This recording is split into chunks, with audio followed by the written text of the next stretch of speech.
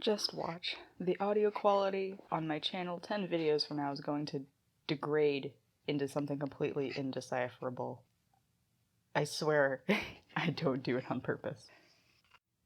So, I should be sleeping right now.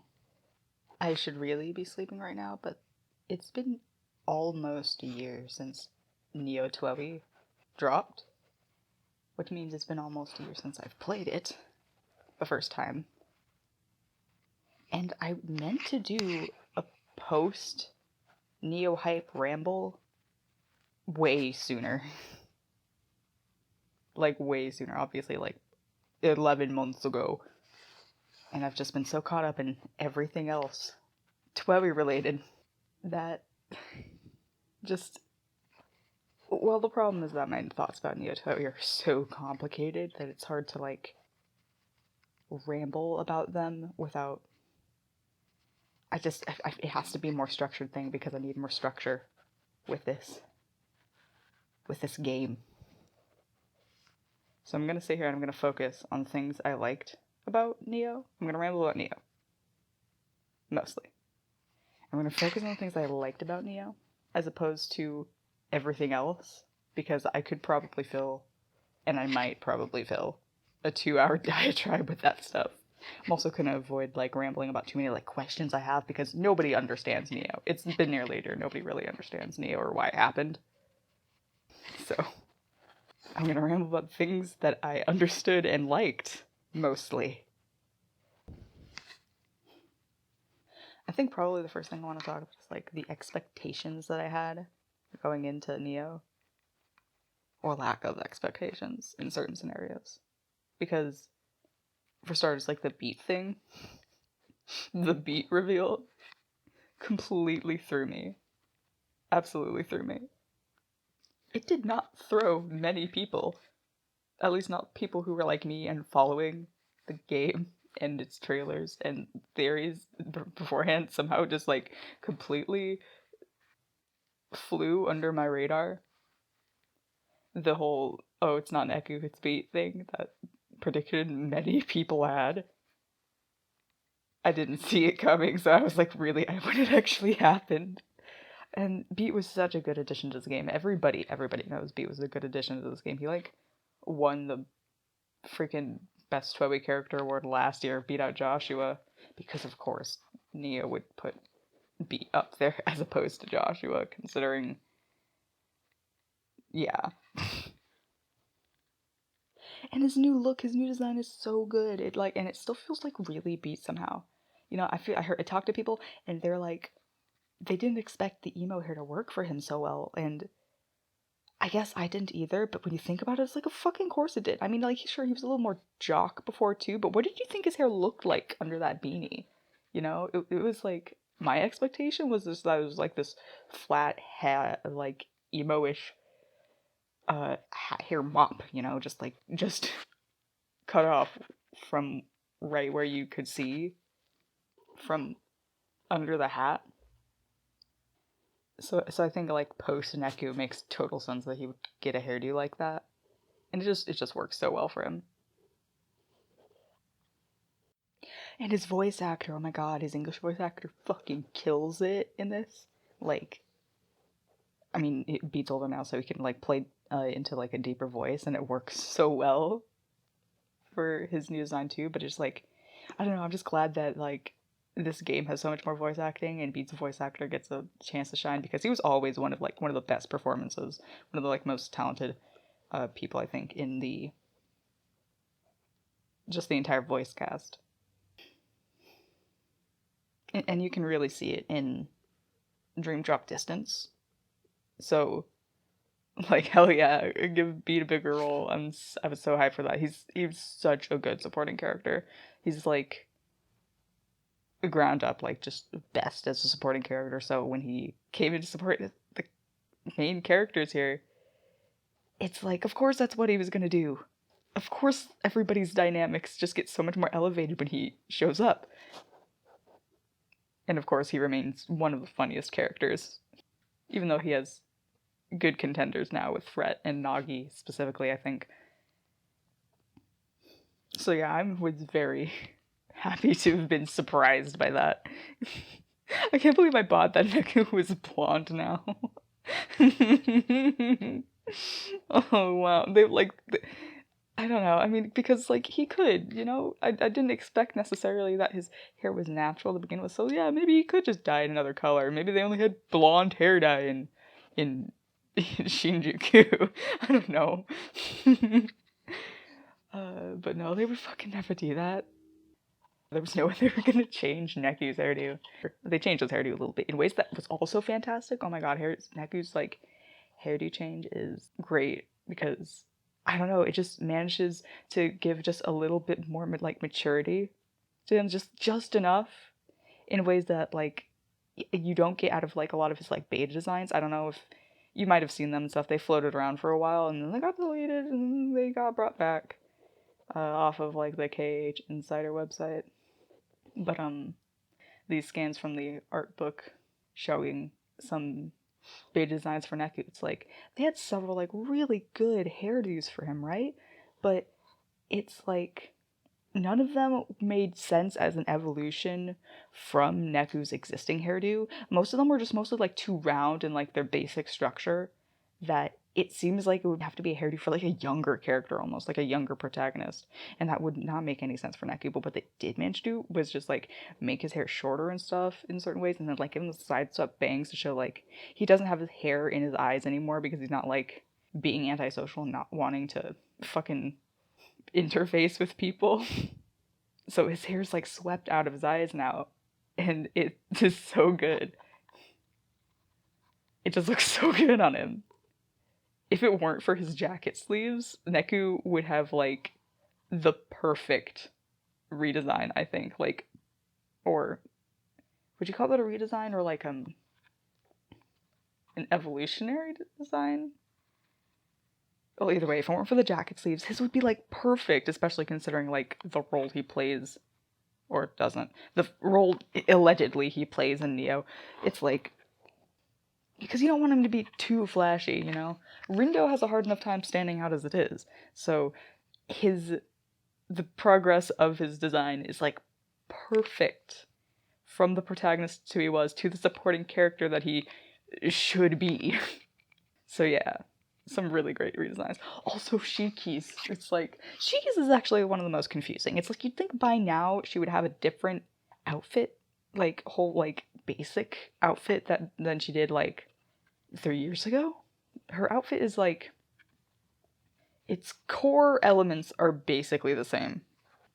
It is mostly better, I think, because I don't know, it just looks like it has more to it. They didn't flesh out her design very much in the original twewy. I feel like it was an afterthought, kind of.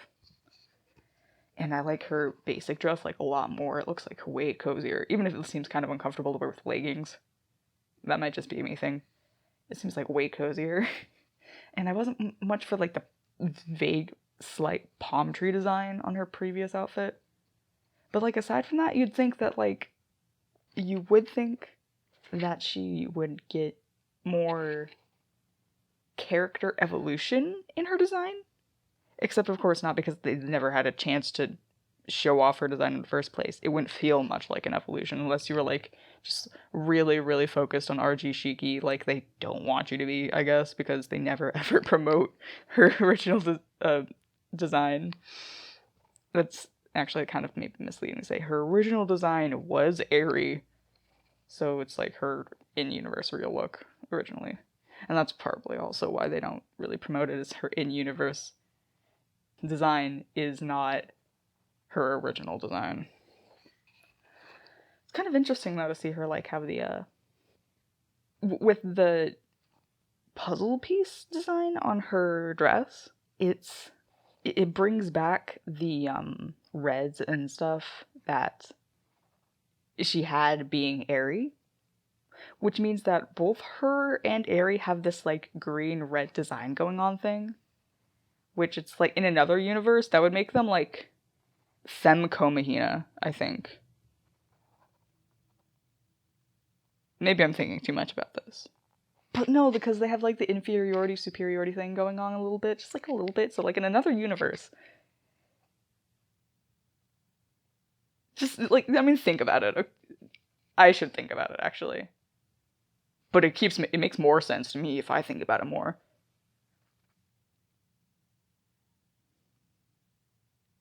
Yeah, another universe, man.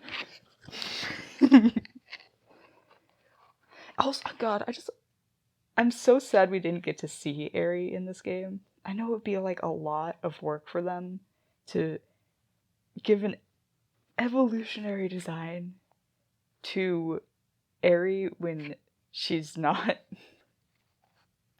Because to them it would be like an evolutionary design to Shiki that doesn't actually get attributed to Shiki, and so to make it progressive they'd have to actually figure out more of Eri's character, which they certainly are not going to do. Not with the direction they were going for with Neo.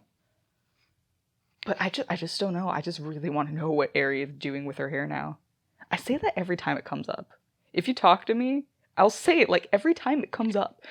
I want to know what she's doing with her hair now. I don't know why I'm so interested in it. Maybe because, like, imagine if it was something Shiki would never do, and how would that look, you know? Maybe that would set her apart from Shiki design-wise, like, better. Or maybe it's, like, more Shiki-like, because they became better friends or something. I don't know. I'm just saying. Speaking of hair, do you think Rindo's hair is natural? I mean, this is twewy and also anime, so it could really go either way, whether or not someone's hair isn't their natural color. It's very fashion focused. It's also anime. There's no telling. The reason why I think that is because, okay, well, backing this up back to, like, expectations. When I watched the trailers, I totally thought that maybe Haz was going to be future Rindo, because they have the exact same hair color and eye color, it seems. And I don't know, just we only got like one short line from Haz, so I wasn't really able to tell completely if that was just like something the voice actor was able to do. It was a little hard for me to analyze just with that line. Listening to them both now, of course, they both have very different qualities to their voice. But with the short lines we heard from Rindo and the short lines we heard from Haz, I totally was thinking, like, oh man, maybe this is future Rindo. Would that be cool? Because I think it'd be cool. We already knew this was time travel related, you know? But he wasn't. But that brings me to the fact, though, that they still do have the same hair color. And when you compare Haz to Joshua, that's like... Joshua looks like a natural blonde. And Haz looks like bottle blonde. Which makes me wonder if Rindo's a bottle blonde. That's the logic there, essentially. And I actually feel like I have to justify Joshua looking like he's a natural blonde somehow. It's like... Because I've heard contention about this before. I heard somebody once call his hair green. Isn't that insane? No, color's so subjective. Color names and they're like their delineation. It's subjective, but isn't that still insane?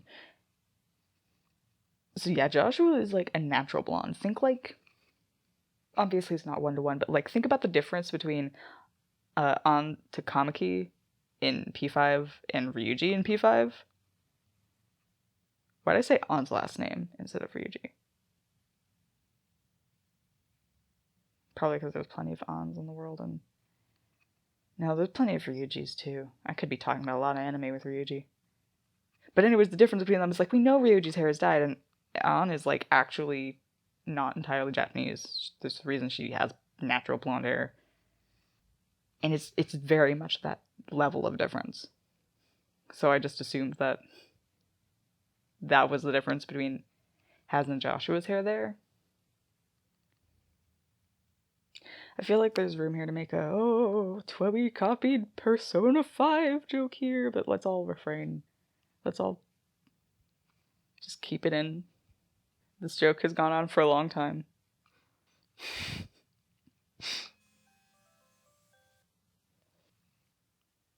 What's some other things? What's some other things I could talk about that I liked?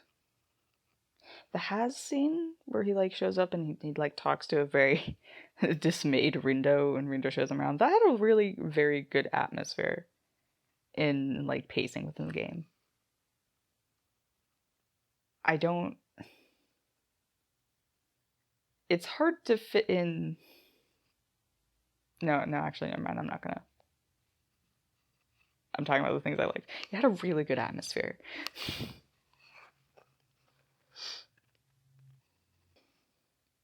You know what's kind of interesting?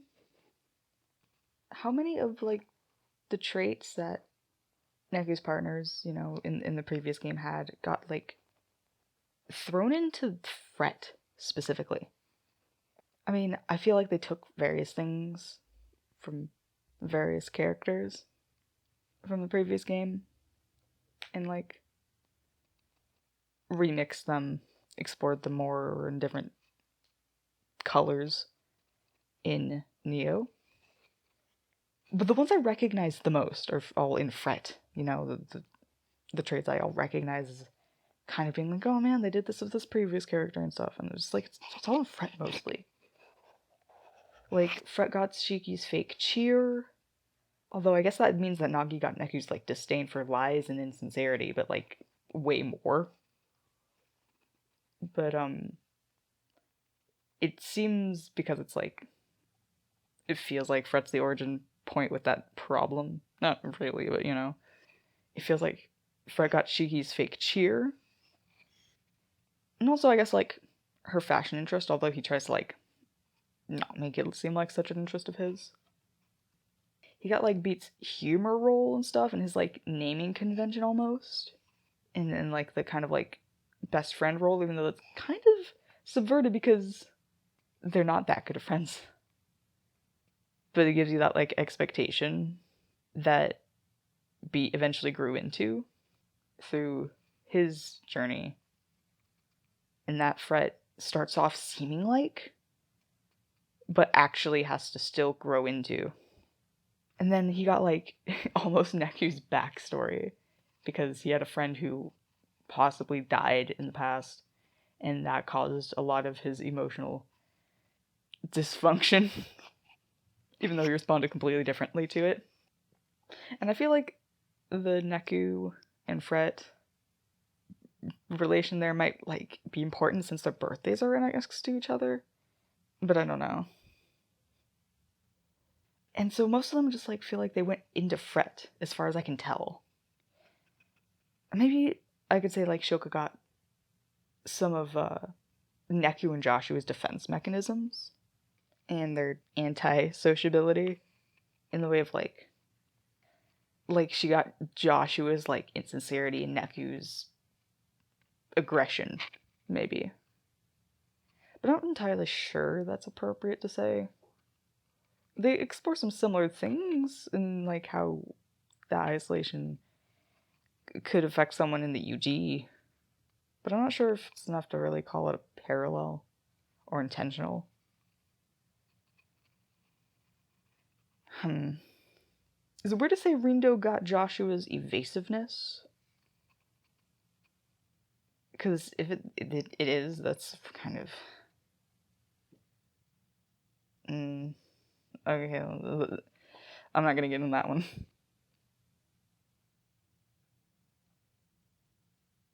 Oh, Lan, let's talk about noise. Okay, so... obviously they cut a lot of noise from this game.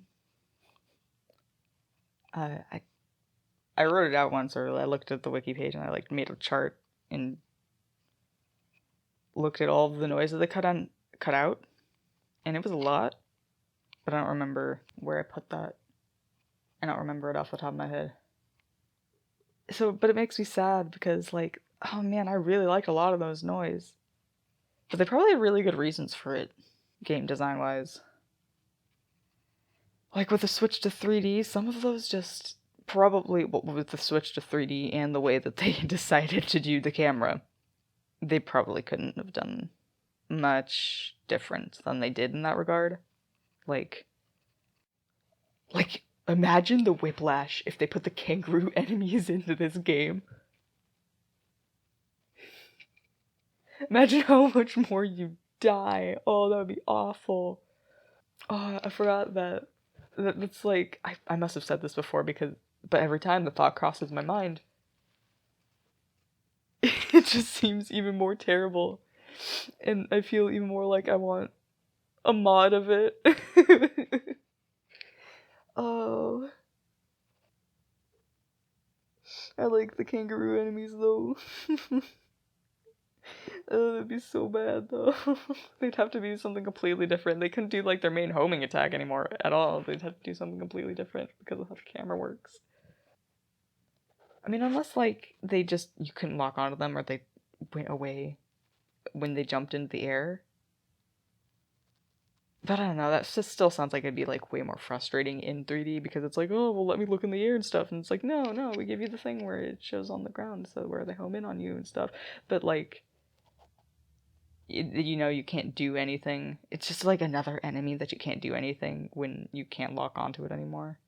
You're just waiting around and hoping you don't, I don't know, ruin your best time because you're waiting for them to come down from the air arbitrarily. Not to mention, like, how much teleporting is going on while you're playing Neo between all the characters, and how easy it is to teleport into in an opportune spot. That might be a problem with, like, the homing attack they have. I say homing attack, like, targeted attack.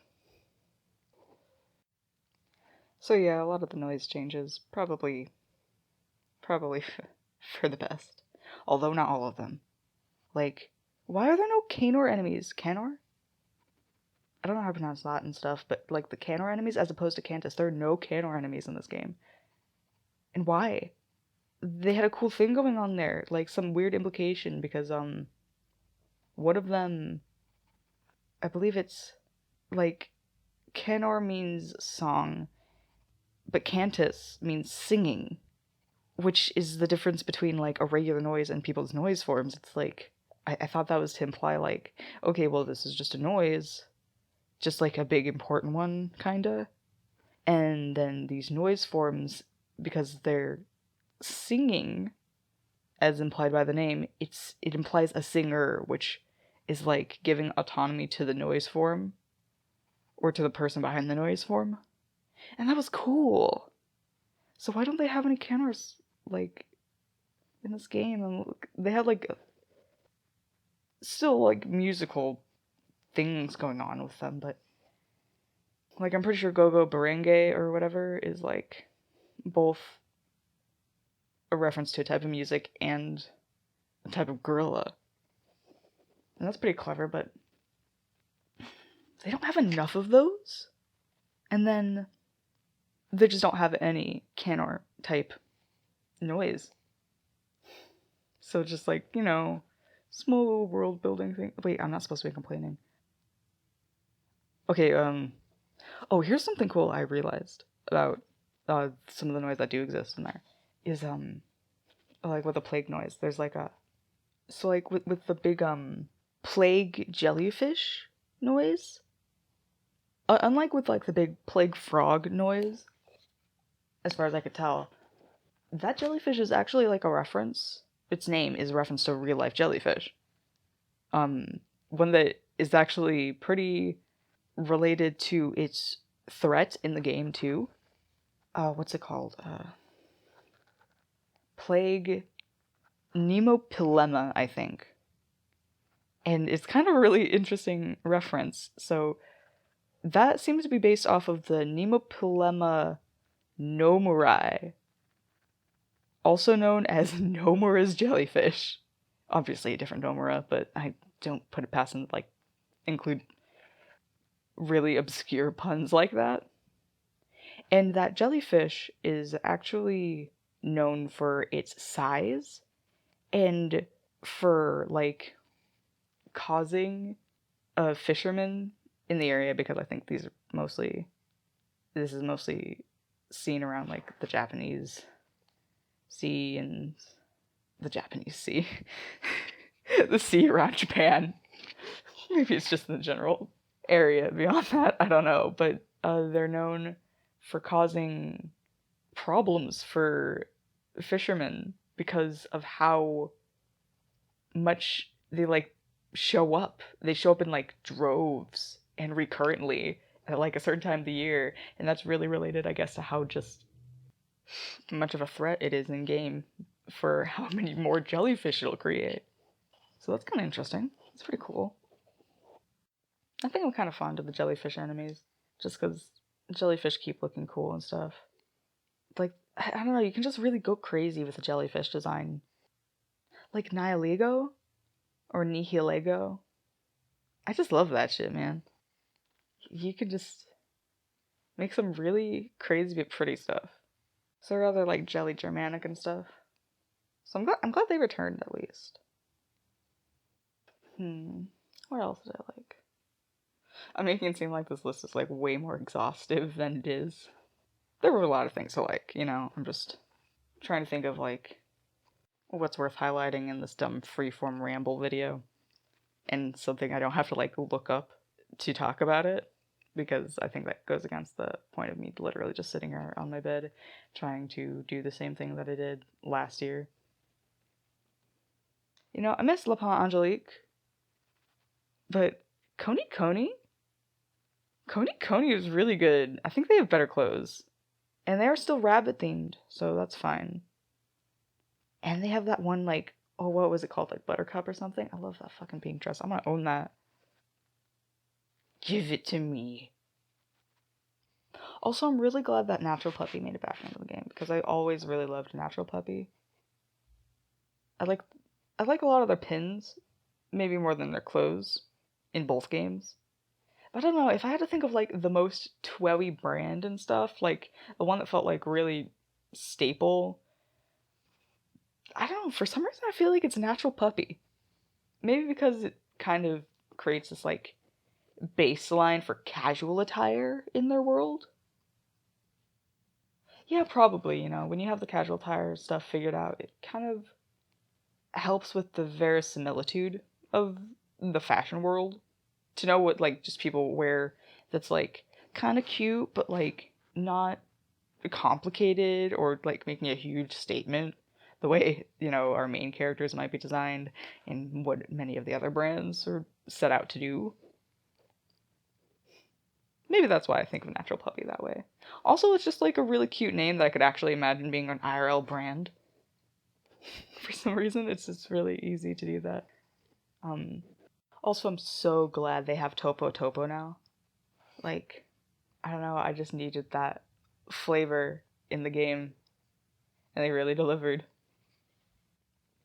I think I also really like Monocro, although every time I look at it, I expect like, well, what I imagine is that like they're so reminiscent. If it weren't for the fact that at least that they were like way more geometrical in their designs, if it weren't for that, I'd be like completely reminded of the previous games, like, oh, what do you call those?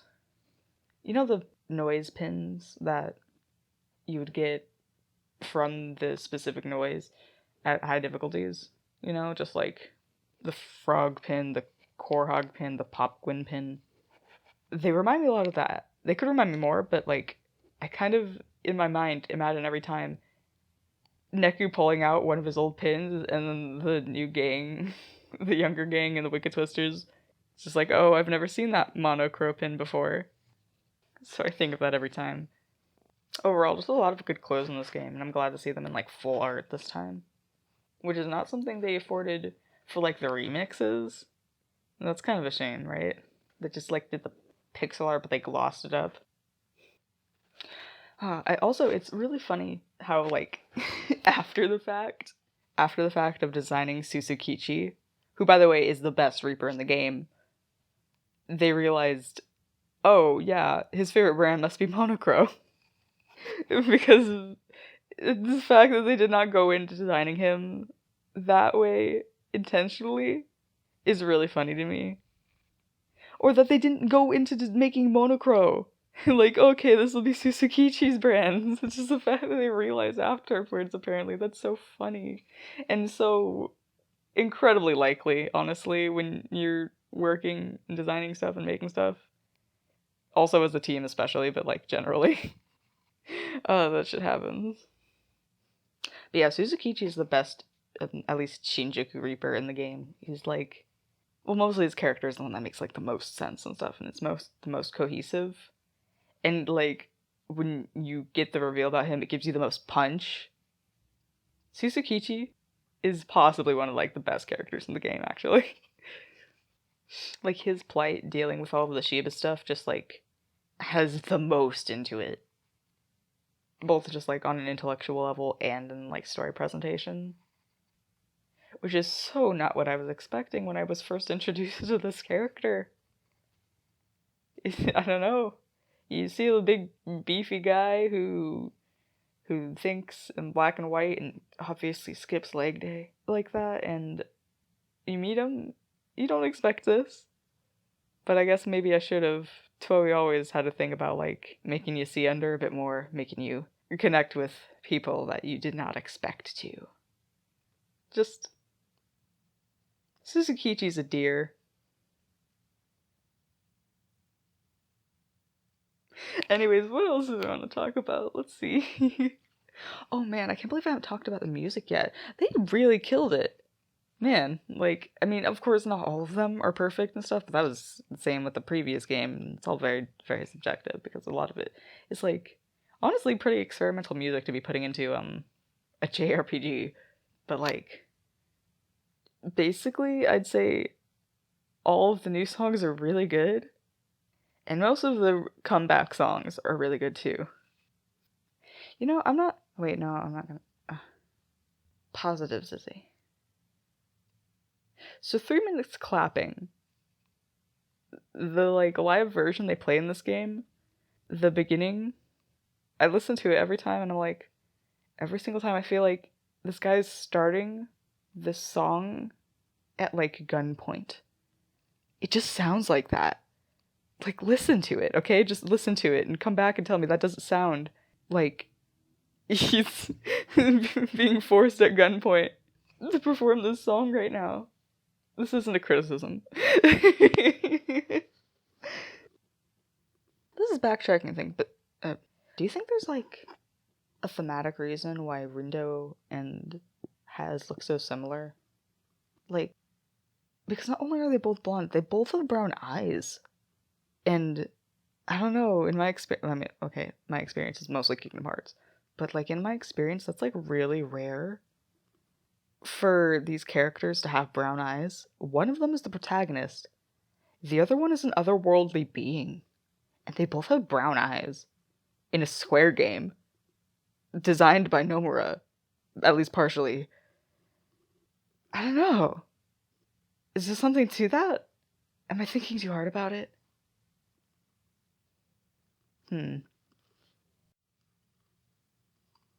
How long have I been going on for this now? Oh wow, okay. Already? Okay, actually, let me just get a few other things down before I go. I've heard a lot of people complain, okay, about Neku's portrayal in this game, and there's a lot to complain about. But I don't know if it's much in his like dialogue or the way he talks or interfaces with other people. And I've said this before, I'm sure other people have said this, but it just bears repeating to me that I feel like the reason why Neku doesn't seem or feel so much like Neku in this game is mostly a product of the fact that we don't get his internal monologue. Because, like, as soon as you get to another day and you see one thought bubble from Neku, the one where he's just like, just a little snarkier, or, Neku-ish in his internal dialogue, all of a sudden it's just like it's Neku again. And it's kind of a shame that we see that in Another Day instead of the main game. Meaning Another Day Neku, I guess, feels more Neku than main universe Neku. But that doesn't make me feel like the character isn't there, it's just not being shown to us. Maybe that's frustrating in a different way, but, like, most of it is because we just don't see his thoughts. And I just feel like I wanted that on the record. Man, Another Day is like, I was sad I didn't have more content, but there was no way they were gonna match, like, you know, OG Twewy's Another Day. It was also, honestly, really funny on its own, at least still. or at least certain parts. The funniest joke, actually, the funniest joke in there is, to me, as far as I'm concerned, is when they get introduced to Sheba. Just because Rindo, he thinks what we're thinking, like, the whole game is like, did this guy get lost on his way to the club or something? And it just hit me so hard. I guffawed. That was the best joke. Maybe that's the best joke in the game to me. Just because it had, like, so much build off versus pay off, like, and it just felt so justified when you got it. And it's a funny thing to note, too, is, like, it basically has the same sentiment, but the joke is a little different, a little simpler in Japanese, from what I could tell. Because what he says, or thinks, when he meets Shiva in the Japanese, is like, Shiva shows up, and he just goes, Hosoto? I'm pretty sure that's what he says, like, I think my katakana is decent enough to remember that. And it's just so funny, he's just like a host. What is the host doing here? Which is just, this joke has layers. I love it. Oh wait, I was supposed to do this, the Neku thing was supposed to be the last thing. Okay, well, bye. And I hope 777 is alive.